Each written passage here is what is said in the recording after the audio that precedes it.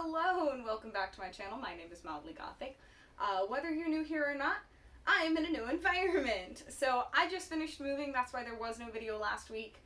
Many apologies for that. But I wanted to try to get something up this week and hopefully get back to my normal posting schedule starting next week.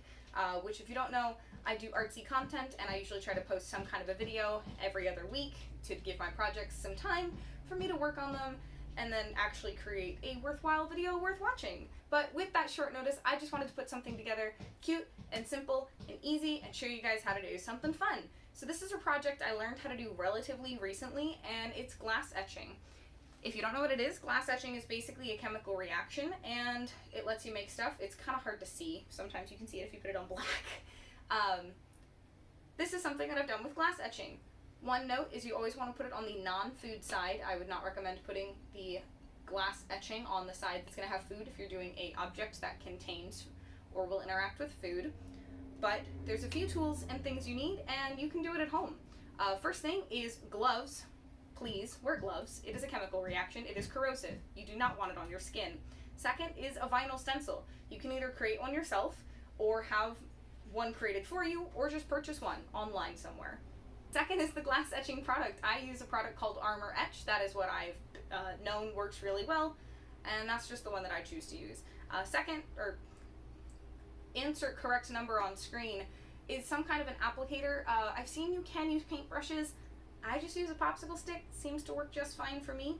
But this is a really quick video on how I put this together. I made myself some custom glassware, and I wanted to show you how I did it. Get something nice, sweet, and simple, and we'll be back to regularly scheduled programming as of next week.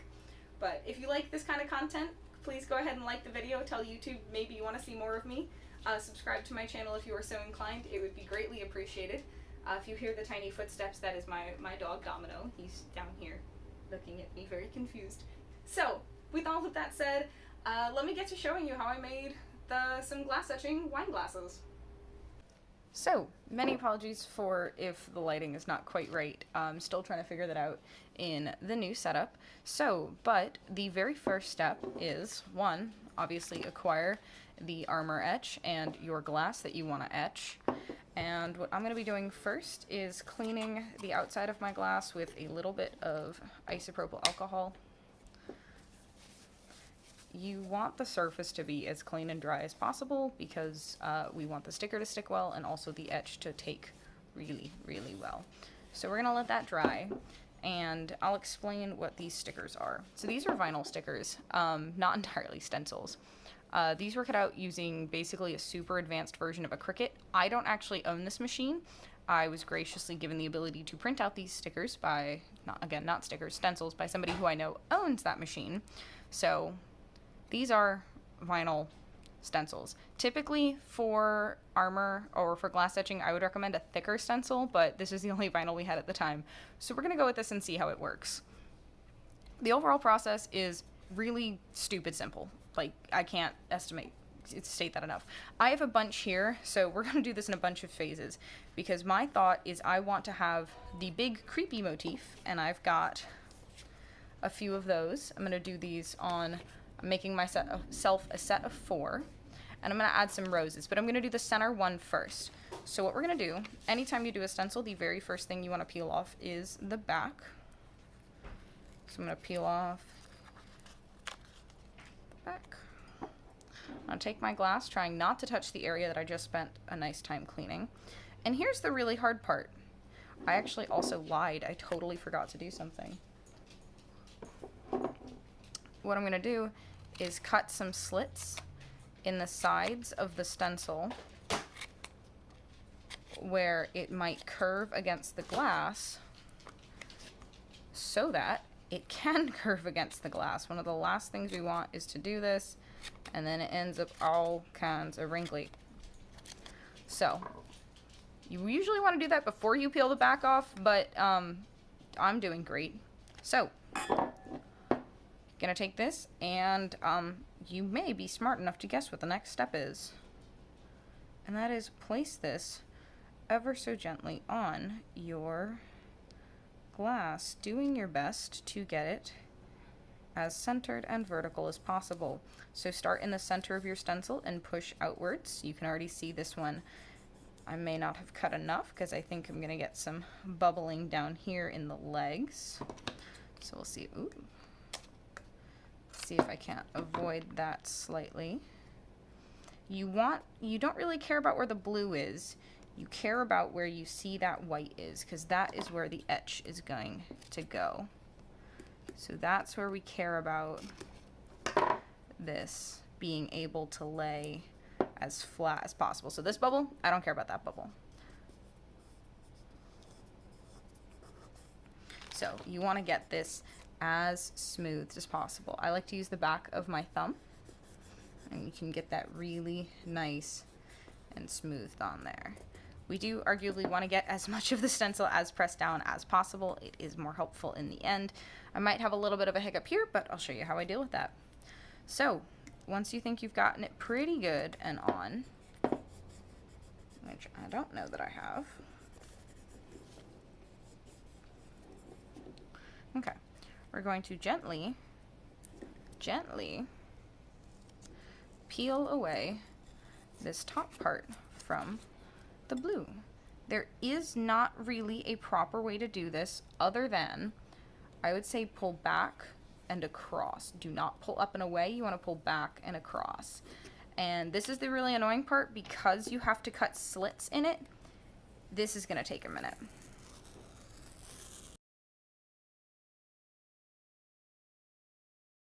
So I've got a little bit of a problem here. I got an air bubble.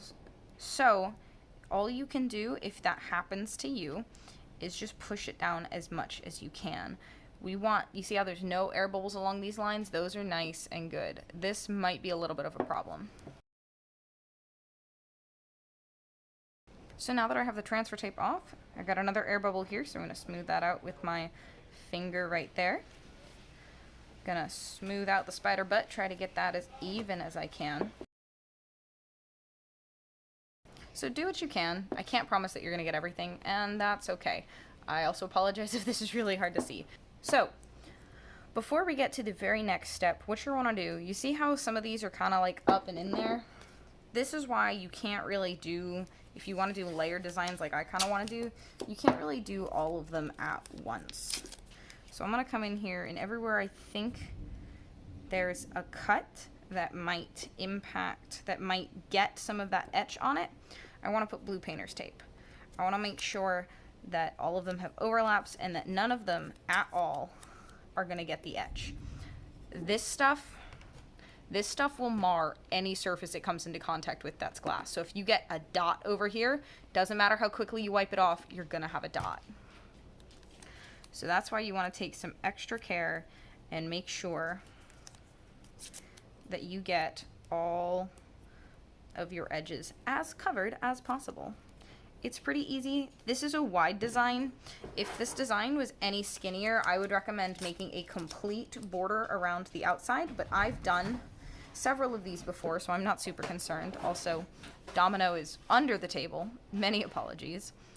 If you've never done etch before, I would put a border around your entire stencil of the painter's tape. I'm going to put some up by the top. And even if you've done this before, anywhere you are afraid that it is going to potentially get on the glass that you do not want it to, just go ahead and put some painter's tape. I promise you, safe is better than sorry. Okay. So I think I'm going to go with that. I've done this before, so I didn't cover everything, but I really think this is going to be okay. So from this point on, I'm going to put on some gloves.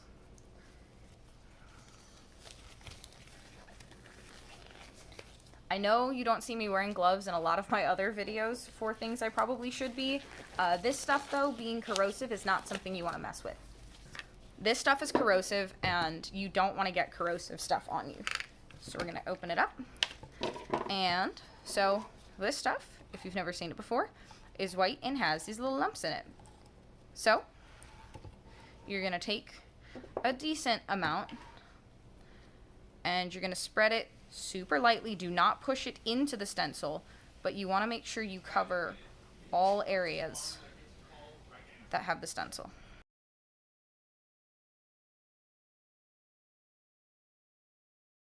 You don't need to do a super thick coat, but you do need to actually at least cover all areas that you intend to cover.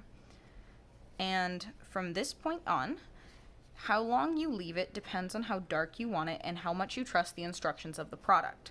I don't trust the instructions on the product, so I typically leave it for a minimum of 5 minutes to make sure that it's a really nice and set etch.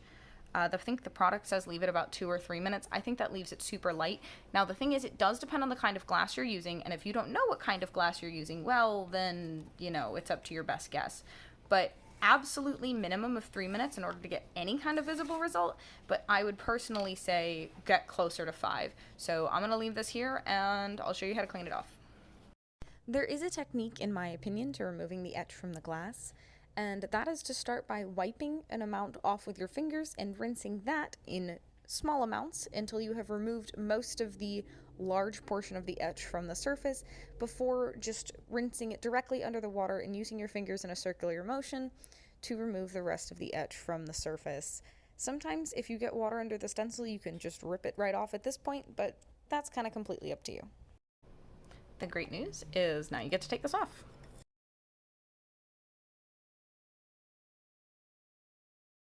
That was not in frame, I just realized. But it's really hard to see on camera, but there's this spider. I will say, for any surface you're etching, you always want to do it on the other side that food's going to be on. So food goes inside the cup, etching goes outside of the cup. Food goes on top of plate, etching goes on bottom of plate. So that means you might have to deal with mirroring your design and stuff like that, but etching always goes on the outside of wherever the food is going to be. But literally, within 6 minutes, this is done. So while I was doing that, I started getting my next one prepped, which is this guy right here. This stencil was much larger, and so I'm having a lot more problem with air bubbles. But as you can see, even with some of the air bubble areas we had on this one, everything stayed exactly where it was supposed to be, and that's because I was nice and light and consistent with it. So what you'll notice is it looks like I actually did a pretty good job getting the etch consistently over top everything. You want to spread the etch as fast as you can to cover as much surface as you can, because if you take just a little bit longer in one area versus another, you will actually notice a difference in the resulting etch. But the good news is, because you have permanently etched the glass, anything you do with this should be dishwasher safe as long as the base glass is. So as far as I've noticed, any etching should be dishwasher safe because, again, it's on the glass now. It's not going to come off. So there is what the first etch looks like, and I'll show you guys what everything is. This was designed to be a super quick, short video. I'll show you how I plan the roses on either side, and after I go through getting all the base ones down. So I want to show a classic do as I say, not as I do, and that is when it comes to cleaning these, you want to be really careful. If you're really forceful, you might push the etch under the air bubbles, and then you'll end up with a few unclean spots. With these, with the overall vibe being spooky, I'm a little okay with some rough around the edges. This one also has a few hiccups right along the bottom right there. But I mean, from a distance, it's still gonna look fine, so I'm not that concerned. Again, also, I did it myself. Yeah, be warned, your table might get messy, so having a towel nearby is probably a good idea. I've got a little paper towel I've been trying to use, but it can only do so much before it's dead. So yeah, be really careful when you're doing that, wiping it off, because you may push it underneath. And it's not like it expires after 5 minutes, so if you're washing it and happen to get some on the outside of the glass when you're washing it, that's still going to mark the glass. So that's when you need to be really careful. Washing it is when you're going to mess it up the most. Most likely, that's when I mess it up the most. But I just wanted to add that little bit of a cautionary thing. So I'm finishing up the stencil for this last one right here. Hopefully I can get some of these air bubbles sorted out, and we'll move on to the flowers. So something I don't think I mentioned when I was talking about the main stencils was the importance of cutting pretty close to your design. You want to cut close enough that, you're not going to be trying to cover a ridiculous amount of the glass, but you also want to cut far enough away that you allow yourself the ability to make the snips. And the snips should be placed at joints, basically where you think, where there's kind of a natural gap where it'd be okay if one part ended up slightly more on top of the other, or just like all around, because glasses are curved. It does heavily depend on the surface you're doing. So if you're doing a completely flat plate, this step is completely irrelevant. You do not have to worry about making these notches in the sides of your pieces because you're going to be doing a flat plate. It should not matter. The only part you care about is still using the painter's tape to make sure your edges are nice and covered. We're waiting on that one to finish up right now. They bump it into another glass. So that's the only real thing you have to be concerned about with the roses is, or at least that I ended up being concerned with, is they're a lot more of a funky shape. So trying to get these guys in the right spot is really hard. So we're going to just kind of approximate where I want the first one to go and hate myself when I can't get the second one in the same spot. So gently try to smooth. When there isn't as much of a center, just try to get as much of it as flat as you can. And then this part, we're going to try to take advantage of those cuts we made and smooth it down so that that is the spot where it has the problem. I like to use the palm of my hand to try to just like smoosh, because it happens to be the right size for these wine glasses to try to help get everything sorted. You really should be patient and careful with these stencils. I am neither patient nor careful tonight. So we have had a few mishaps as far as, you know, the etch going under I showed you earlier, but that's okay. Luckily, these rose stencils seem to be pretty forgiving. And again, since it's an organic shape, it's okay if it's not super perfect. I tell myself now before I get annoyed at it later. And honestly, it's okay that these come up in a bunch of pieces. You want these to be careful. When it's something that's much more detailed like this, you really want to take your time. Now, I will say etch is designed to honestly work with designs kind of like this. So more thinner sections, not super spiderweb thin like there, and also not super large flat sections like the skull right here. If you notice, the skull is not super consistent as far as the etch across it. That's because it's such a large area. It's really hard for the chemical reaction, because that is what the etching is. It's a chemical reaction to occur consistently across the entire piece. So, you know, that's a little bit of an unfortunate thing, but it works out all right, especially if you don't really care about it being super precise. So you want to get as many of those air bubbles out as you can. And I'm going to be super liberal and generous with my painter's tape here because those cuts are so close to my actual design. I want to be really careful and make sure that nothing is going to get where it shouldn't. So.